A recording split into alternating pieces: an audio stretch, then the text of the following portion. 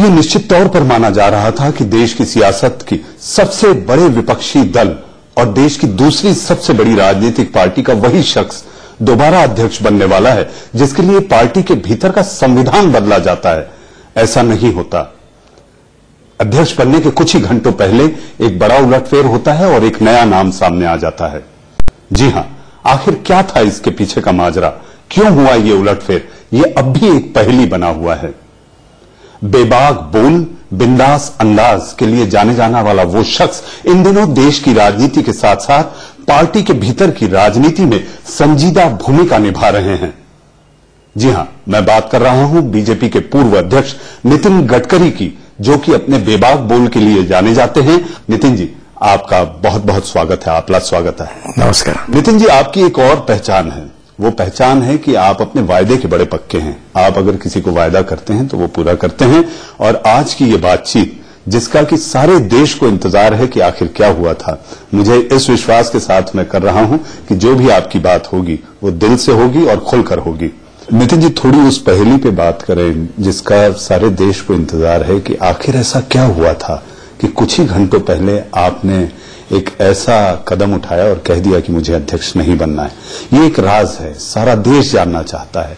India news के जरिए हम चाहेंगे कि आप आज उस राज पे से पर्दा उठाएं कि आखिर हुआ क्या था। आडवाणी जी का नाम आया कि आडवाणी जी नहीं चाहते, और फिर इन सारी बातों के मद्देनजर जब आडवाणी जी नाराज होते हैं तो आप ही हैं जो जाके उन्हें मनाते हैं, संघ से बातचीत कराते हैं। तो ये सब कुछ बड़ा। ये पहली बात तो ऐसी है कि मैं फर्स्ट टर्म में जब अध्यक्ष बना तब भी मैं भारतीय जनता पार्टी के किसी नेता के पास ये कहने के लिए नहीं गया था मुझे अध्यक्ष बनाना, संघ के किसी व्यक्ति को मिला था। सेकंड टर्म मेरे लिए अनएक्सपेक्टेड थी, क्योंकि मैं भी नहीं चाहता था। जब मुझे कहा गया कि पार्टी के हित में है, इतना ही मुझे पता था। एक बात जरूर है कि राजनीतिक षड्यंत्र का शिकार बनाने की कोशिश मुझे हुई। मेरे तरफ एक मीडिया के सेक्शन में झूठे आरोप लगाए गए। आज 4-5 महीने हो गए, न मेरे को कोई नोटिस है, न मेरे को और कोई कार्रवाई ने कुछ किया है। पूर्ति एक सोशल एंटरप्राइज था। यहाँ किसान आत्महत्या कर रहे और बीजेपी के अनेक कार्यकर्ताओं ने मिलकर हमने उसको खड़ा किया। कुछ कोऑपरेटिव में काम है, कुछ चैरिटेबल ट्रस्ट है, और कुछ कोऑपरेटिव में लोन नहीं मिला, इसलिए हमने पब्लिक लिमिटेड कंपनी बनाई है, और कुछ जगह एनजीओ करके काम कर रहे हैं। हम पानी में काम कर रहे हैं, बायोफ्यूल में काम कर रहे हैं, कंज्यूमर एक्टिविटीज करते हैं। दुर्भाग्यवश 12,000 हमारे शेयर होल्डर्स हैं, और जिन कंपनियों पर उस दिन रेड मारे गए, यार वो एक्चुअली वो रेड भी नहीं, सर्वे भी नहीं और सर्च भी नहीं, ऐसा इनकम टैक्स डिपार्टमेंट भी कहता है। कौन लोग थे, क्या थे, मुझे पता नहीं। एक अधिकारी ने कहा कि हमारा संबंध नहीं, पर जो भी हो, उन कंपनियों के साथ हमारा कोई संबंध नहीं। मैं वहां डायरेक्टर नहीं, मैं शेयर होल्डर नहीं, मुझे कोई लेना नहीं, मैं पहचानता भी नहीं किसी को, ना कोई इस कंपनी के ऑफिस मुझे पता है। 12,000 शेयर होल्डर्स में से जो शेयर होल्डर है, उनकी कंपनी, उनका भी कोई रिश्ता है, तो उसकी सरकार इंक्वायरी करे, ये मैंने कहा था।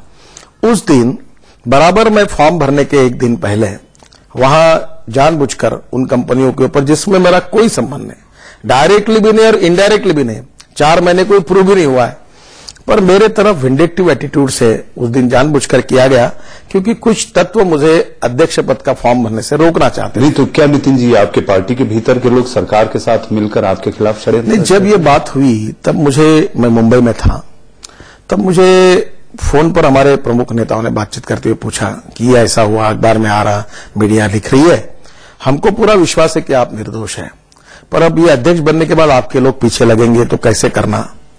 तो ये जब उनके मन की चिंता थी तो मैंने 1 मिनट में कह दिया कि आप चिंता मत करिए, आप मेरा नाम बदल दीजिए, मैं नहीं बनना चाहता हूं, मैं इमीडिएटली रेजिग्नेशन भेज देता हूं, आप नए नाम का विचार करो। मैं नहीं चाहता हूं कि मेरे कारण पार्टी बदनाम हो, मेरे कारण पार्टी को जवाब दे सके। ये बात अलग है कि मेरा दामन साफ है। मैंने उस समय भी कहा था कि इसकी इंक्वायरी करें, अब इंक्वायरी हुई भी है, उसके रिपोर्ट भी आगे आएंगे।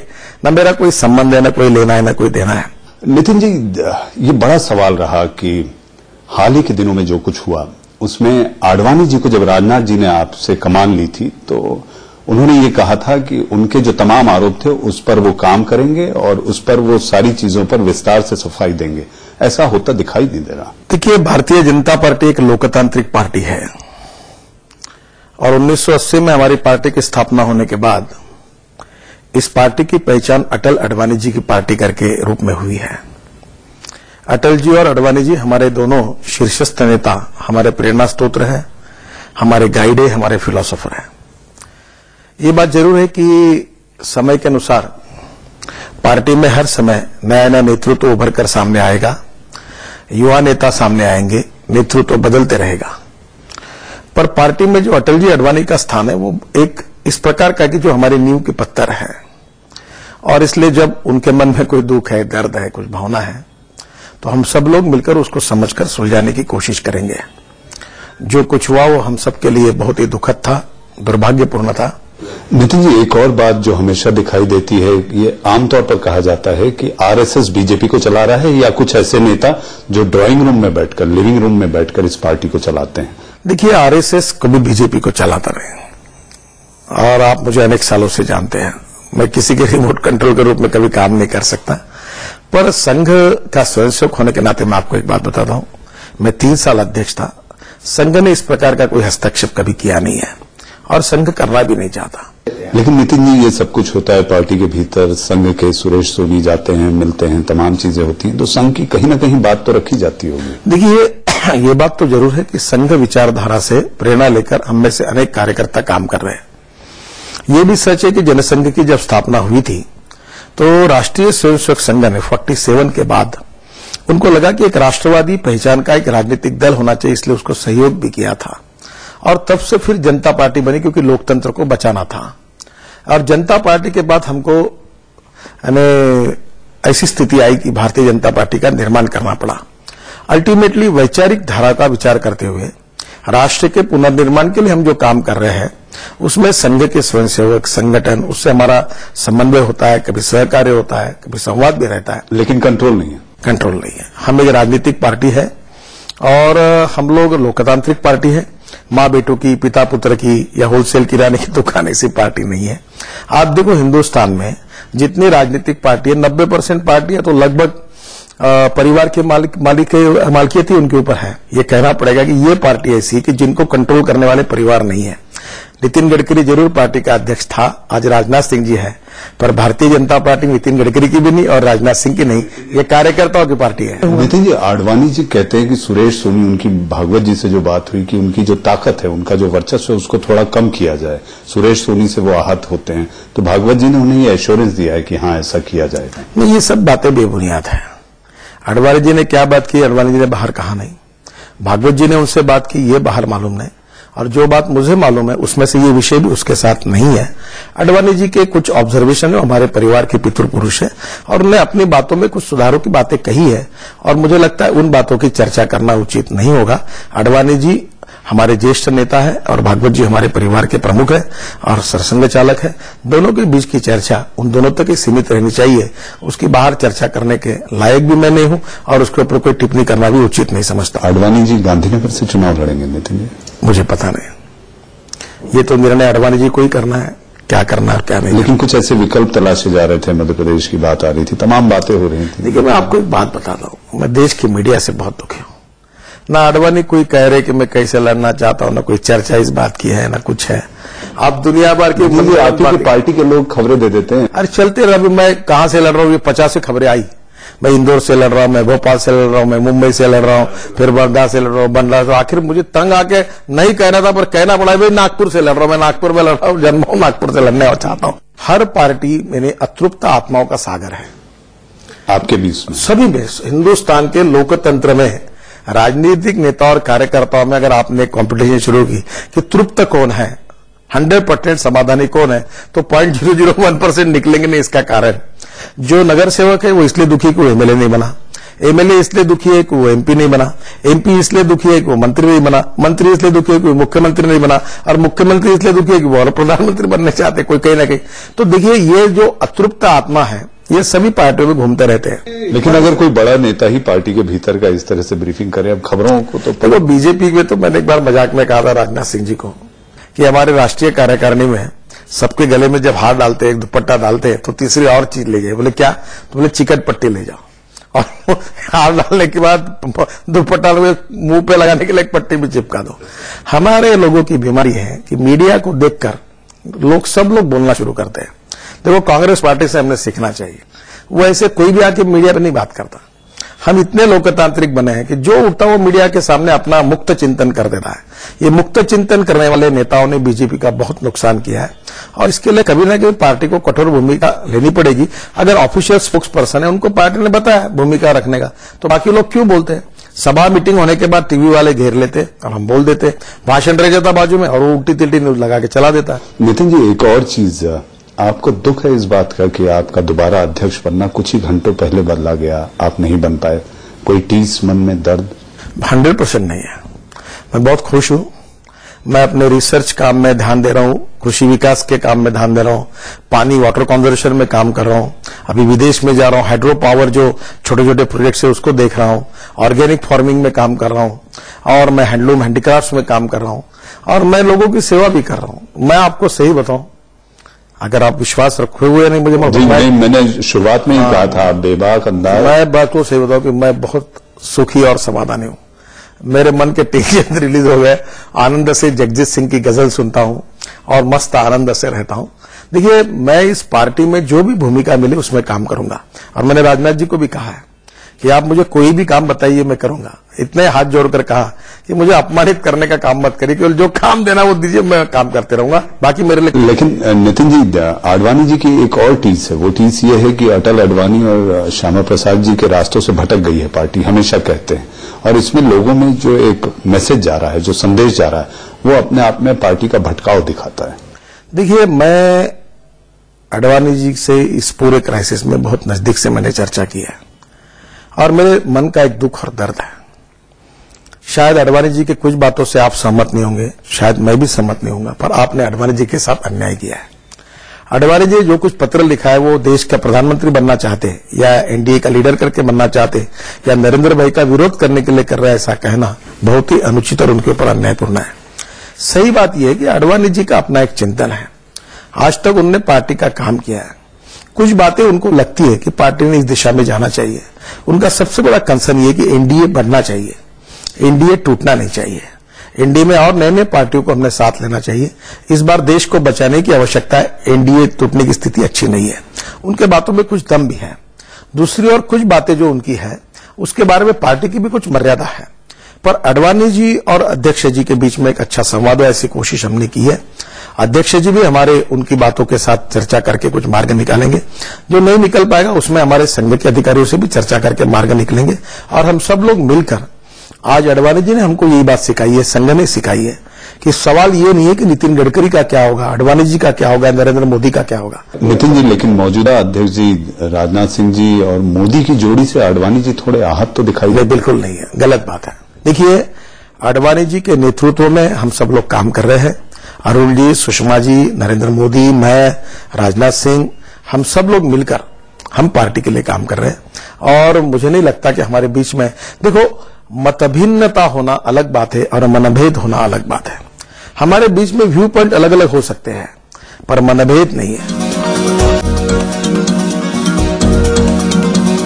नितिन जी, लेकिन आप अगर देखें, हाल ही में जो जेडीयू आपसे अलग हुआ है, जेडीयू, आप एक तरफ दलों को जोड़ने की बात कर रहे हैं, नरेंद्र मोदी कहते हैं पठानकोट में कि दलों को भी जोड़ना है, दिलों को भी जीतना है, लेकिन आपसे आपके घटक दल दूर होते जा रहे हैं। नीतीश अलग होते हैं, जेडीयू अलग होता है, इधर उद्धव ठाकरे कल कह देते हैं कि भाई क्या झाड़ में उगेंगे दल, झाड़ में उगेंगे एनडीए के दोस्त। तो इस तरह के बयान, मुझे ऐसा लगता है कि बीजेपी से भटका। देखिए, मैं आपको एक बात बताता हूं, हिंदुस्तान की राजनीति की एक सच्चाई है, आप समझ लो। पिछले बार एनडीए भी जब अटल बिहारी वाजपेयी की सरकार बनने के पहले हम लोग, हमारे साथ सब लोग नहीं थे।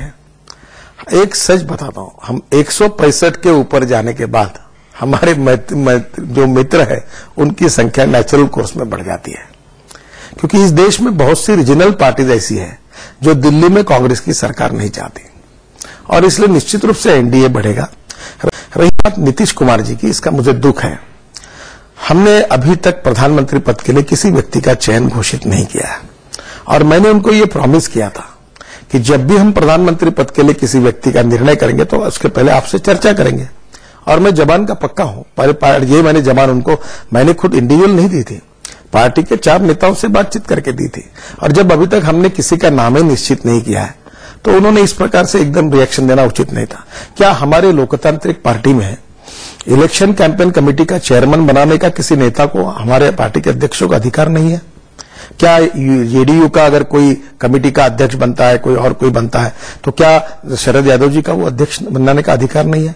पार्टी में कोई फाइनेंस कमेटी होती है, कोई इलेक्शन मैनेजमेंट कमेटी होती है, और नरेंद्र भाई जैसे एक क्षमतावान व्यक्ति को अगर हमारे अध्यक्ष जी ने कैंपेन कमेटी का चेयरमैन बनाया, तो इसका मतलब कोई गलत किया कि हमारे पार्टी के भी कोई निर्णय काम देने का भी हमारे अध्यक्ष नहीं करेंगे? मुझे लगता कैंपेन कमेटी का अध्यक्ष पद देना यानी कोई प्रधानमंत्री पद के लिए उनकी उम्मीदवार, लेकिन पोस्टर बॉय तो हो गए ना, आपकी पार्टी का चेहरा तो हो गया। देखिए, पहली बात, चेहरे सभी है।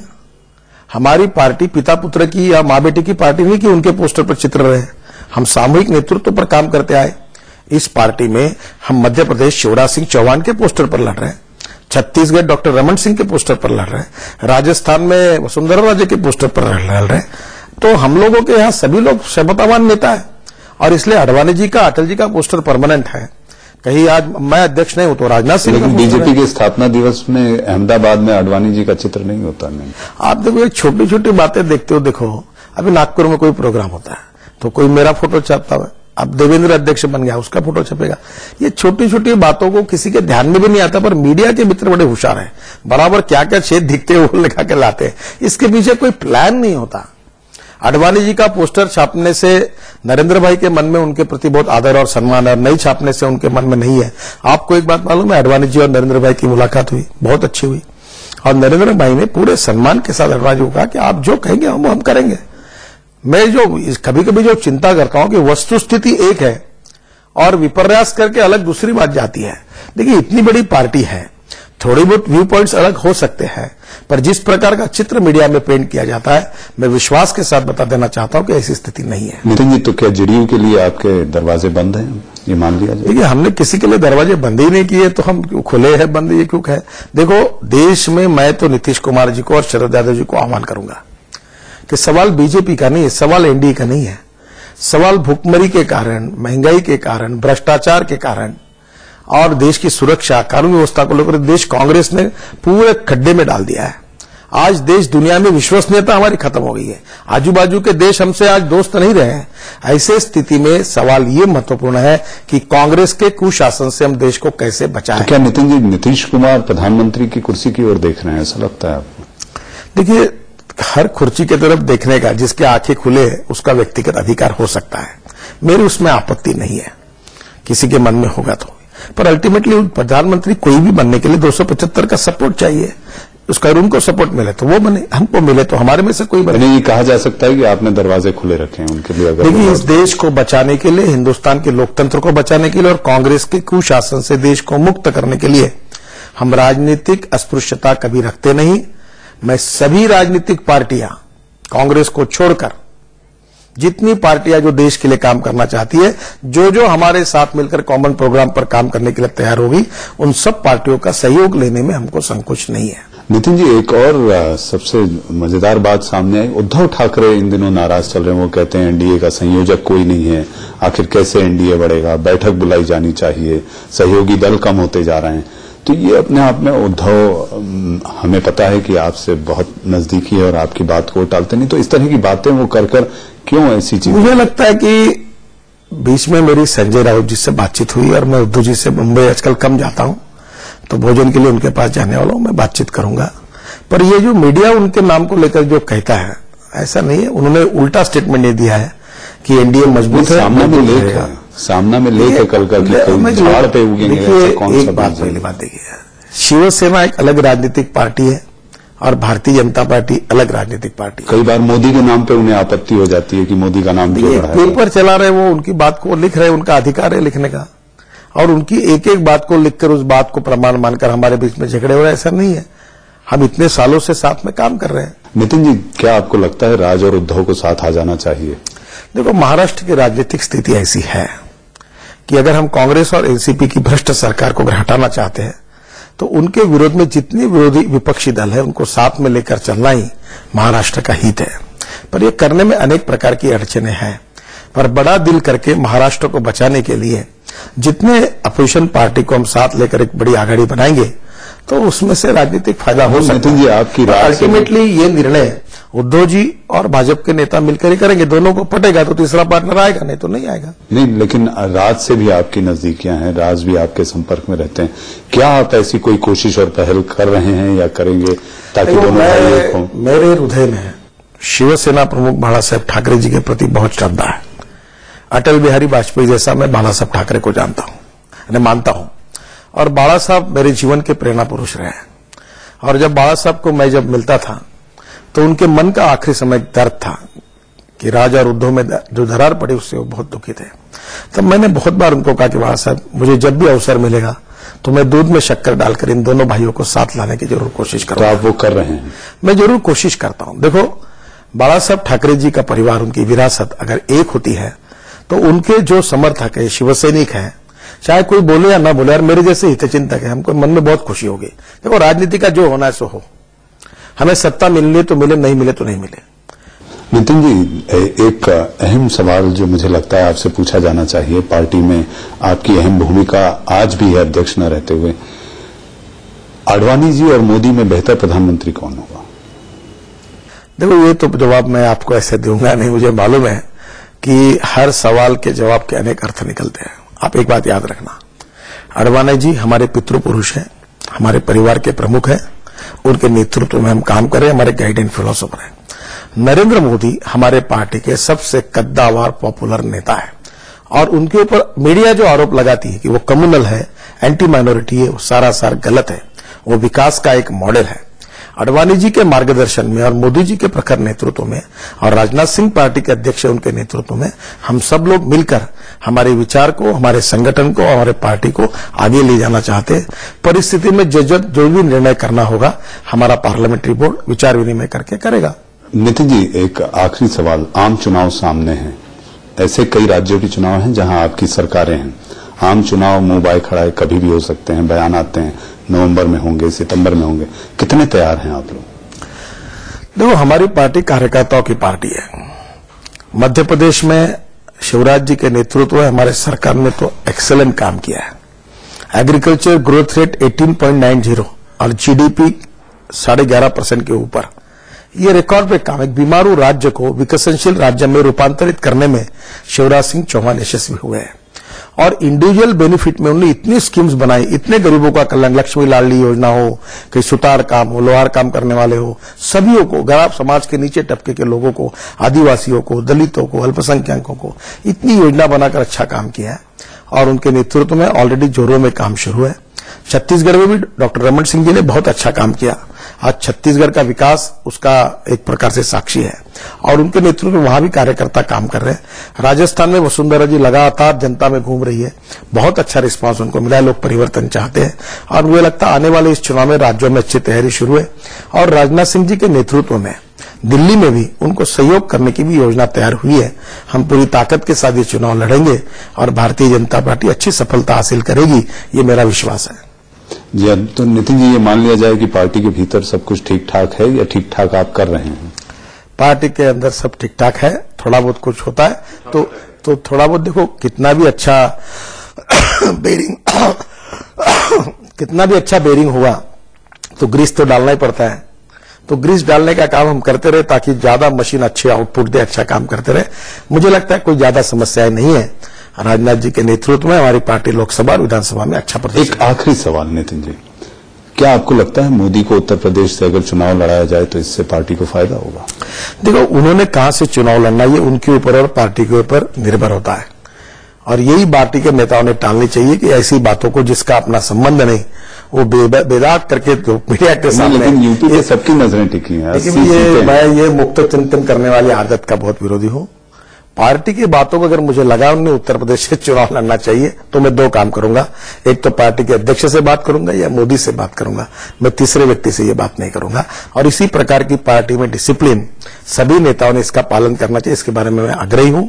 और हमारे अध्यक्ष राजनाथ जी ने बार बार ये कहा है कि मीडिया के साथ ऐसे सब विषयों की बात मत करिए। कल मैं कह दूं उत्तर प्रदेश लड़े तो चलो न्यूज चालू हो जाएगी, ब्रेकिंग न्यूज। आपका तो काम हो जाएगा, 24 घंटे के लिए मसाला मिल जाएगा, पर हमारा क्या होगा? तो मैं आपको ब्रेकिंग न्यूज के लिए और 24 घंटा मसाला मिलने के लिए मैं काम नहीं करूंगा।